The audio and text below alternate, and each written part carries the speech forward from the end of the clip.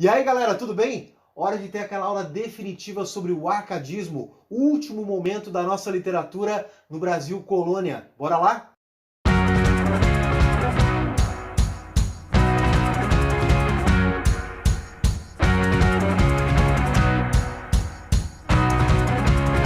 Eu sou o professor Alencar e antes de a gente começar, vou dar uma dica, hein? Dá uma olhadinha no meu perfil lá do Instagram, porque tá rolando, galera, o desafio das 4 regras que quem cumprir vai ganhar um material exclusivo de todas as escolas literárias do Brasil no aulão que eu vou fazer aqui no YouTube, tá legal? E por falar em escolas literárias, a gente tem aqui no nosso canal já uma linha do tempo das escolas bem bacana, bem completa. Vai ficar o link aqui na descrição, assim como nós temos aqui também no nosso canal, galera, um vídeo sobre quinhentismo, barroco, que são os dois momentos da nossa literatura antes do arcadismo, que é o que a gente vai começar a falar exatamente agora. Vamos lá!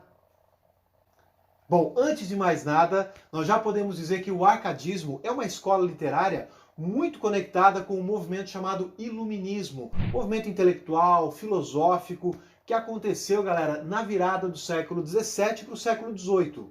Vocês sabem que para a ideologia iluminista, as palavras razão e ciência deveriam ser utilizadas para tudo, para explicar o mundo, na verdade. Esse racionalismo da época não está ligado só ao iluminismo, mas também, galera, a avanços científicos daquele tempo. O Isaac Newton, por exemplo, vai pensar aí na lei da gravidade. E na biologia, a gente tem a classificação dos seres vivos. Bastante coisa, né, rolando aí numa mesma época, quer dizer, uma efervescência cultural, científica, filosófica. E vamos combinar que nesse contexto, não era de bom tom se deixar levar pela imaginação, pela fantasia. Ah, e lembram do barroco, que eu já sugeri que tem aqui no nosso canal? Aquele desequilíbrio, aquele exagero, né? Por causa da reforma, da contra-reforma, tudo aquilo também era considerado de mau gosto agora em tempos árcades. E esse equilíbrio do arcadismo, ligado à ciência, à filosofia, também tem a ver, galera, com uma outra coisa.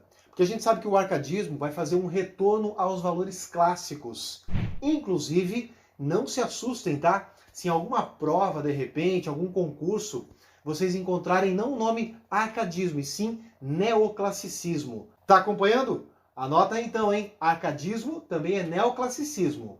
O que significa neo? Na verdade é novo. Então nós estamos tendo aí um novo classicismo. Professor, já tinha tido um antes? Claro que sim. É só a gente pensar aí na época do Renascimento, na virada do século XV para o século XVI. O Renascimento faz renascer os valores clássicos greco-romanos, lá da antiguidade. E agora, no século XVIII, a gente vai trazer tudo isso de volta. A busca pelo equilíbrio, pela perfeição, pela razão, a utilização da mitologia. A mitologia é um elemento clássico. Sacou? Então a razão, galera, tem a ver com o iluminismo, a ciência, o clássico. Assim a gente vai interligando, vai amarrando todas as partes e você vai entendendo toda a complexidade dessa escola literária. Vamos pensar agora juntos nas principais características do arcadismo, pode ser? Então, primeira coisa, forte utilização da mitologia. Valorização da natureza. A natureza é considerada uma coisa equilibrada, perfeita. Bucolismo, que é o estilo de vida simples, junto ao campo.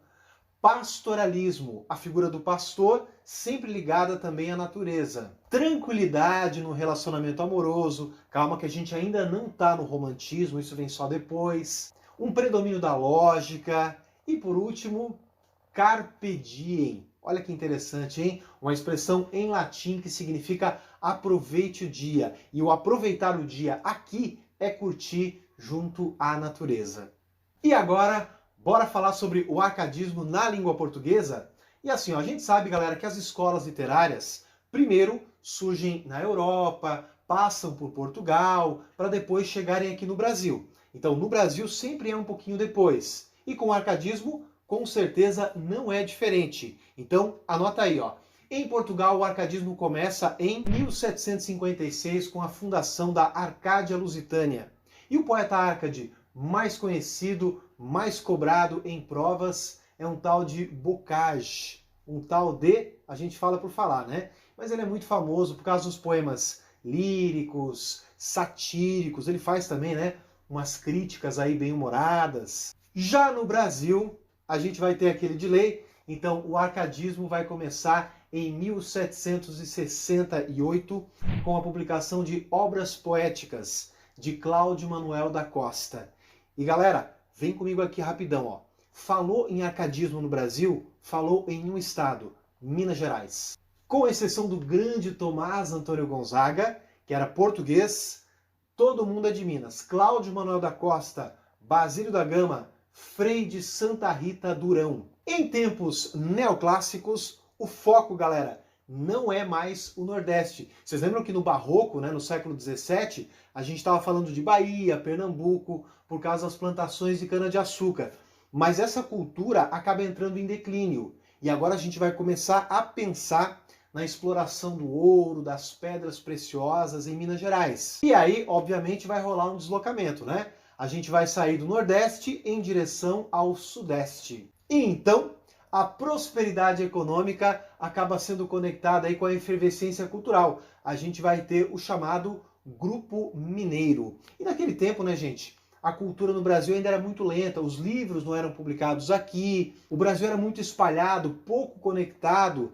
Então, a gente não pode dizer que o Grupo Mineiro acabou influenciando outros grupos que foram surgindo pelo Brasil afora. Então, tudo era a passos muito lentos. A gente tem esse grupo específico que acaba se destacando, né, no país naquele momento. E pensando bem, um grupo organizado era uma novidade no Brasil. Isso não tinha acontecido lá no quinhentismo, que era a produção aí dos europeus, basicamente, e nem no Barroco. Porque no Barroco a gente tem a Boca do Inferno, o Padre Antônio Vieira, mas eles não eram um grupo baiano, por exemplo, literário, como agora a gente vai ter o Grupo Mineiro. E vai surgindo, olha que legal, hein? Vai surgindo junto com isso também um certo público leitor. A gente vai ter aí o iniciozinho daquele sistema autor, obra, público. Tudo bem, tudo ainda muito iniciante. Depois do século XIX, no Brasil, isso vai com certeza se fortalecer com a vinda da tipografia, né? Quando os livros começarem mesmo a ser impressos aqui.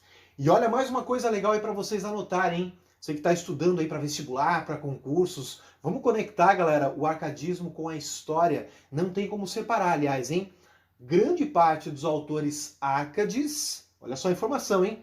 Grande parte dos autores árcades foram também da Inconfidência Mineira.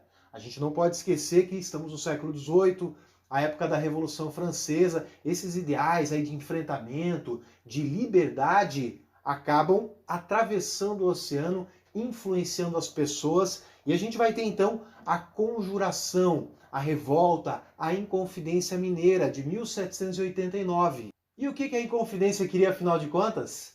Queria parar, né, com a exploração, com os desmandos abusivos aí vindos de Portugal. Estava em busca de uma certa independência para o Brasil, independência essa que só viria em 1822, porque como a gente sabe, a Inconfidência Mineira não deu certo. No grupo havia um traidor chamado Joaquim Silvério dos Reis, que acabou denunciando os revoltados aí à coroa portuguesa, e aí foi uma caça às bruxas, teve gente morta, exilada, enfim. Tomás Antônio Gonzaga, por exemplo, foi um inconfidente. Ele era um português, trabalhava para a coroa portuguesa na cidade de Vila Rica, atual Ouro Preto, e também era do time aí do Tiradentes. Ele é autor do livro mais importante, galera, do arcadismo no Brasil, chamado Marília de Dirceu. Quem é o Dirceu? Ele mesmo. Os poetas do arcadismo adotavam apelidos de pastores. Não é fofo isso, gente? Então, o Cláudio Manuel da Costa era Glauceste Satúrnio.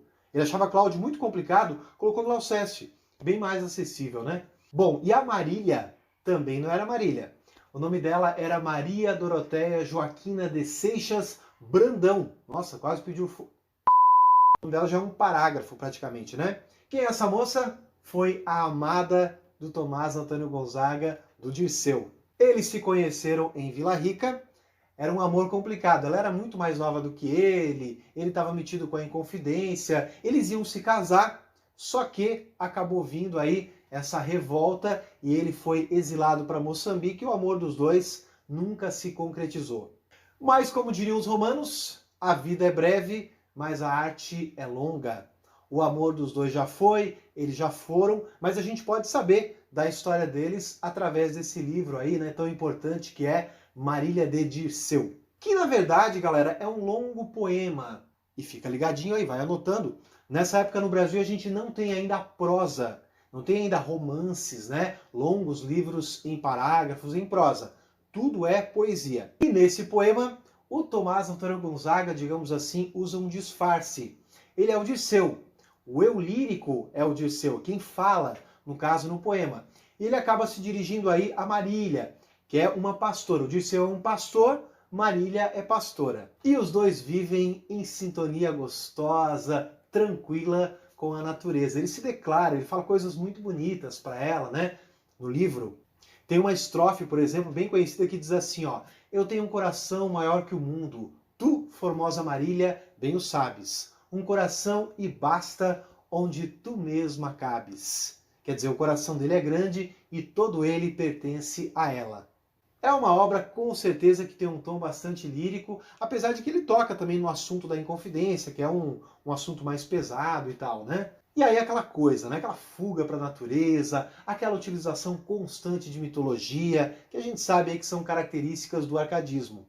Tudo isso aparece também na obra do precursor do arcadismo no Brasil, que é o Cláudio Manuel da Costa. Ele também gosta muito, né, de fugir, de falar do bucólico, de trazer o mitológico para a poesia.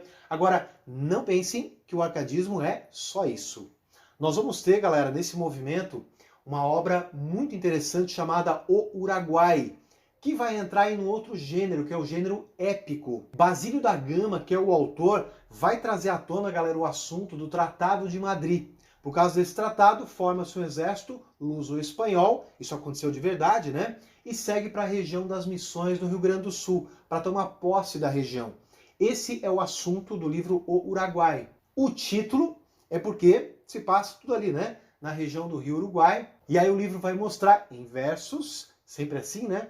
Uma grande batalha entre soldados luso-espanhóis e indígenas. O índio é um ser forte, honrado, naquela vibe, digamos assim, do iluminista Rousseau, o mito do bom selvagem. O homem é bom, mas a sociedade o corrompe, quer dizer, o indígena não está inserido na sociedade branca, então ele é bondoso, ele é honrado, e ele vai lutar então contra os soldados luso-espanhóis, mas com certeza, galera, soldados muito mais bem armados vão vencer essa batalha aí, né?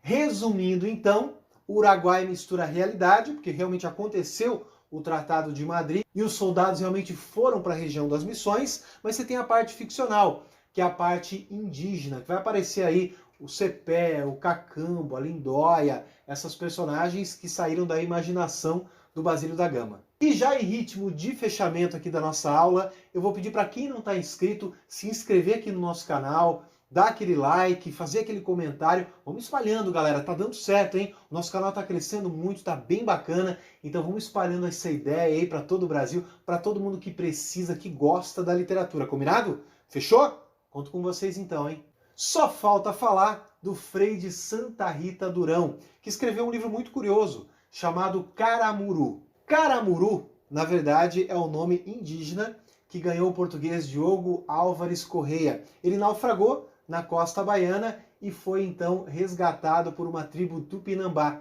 Passou a viver nessa tribo. E aí ele vai ensinar as virtudes, digamos assim, para os bárbaros. Bom, esse é o ponto de vista do branco sobre o índio, né? E uma dica de filme, galera. Vocês sabem que essa obra acabou virando filme em 2001. Quem fez, inclusive, o papel do Caramuru, do Diogo, foi o famoso ator brasileiro Selton Mello. O filme é dirigido pelo Guel Arraes, o mesmo do Alto da Compadecida, e na verdade ele acabou se chamando Caramuru, a Invenção do Brasil. Beleza? Fica a dica aí para vocês. Muito obrigado pela atenção de todos e a gente se vê na próxima.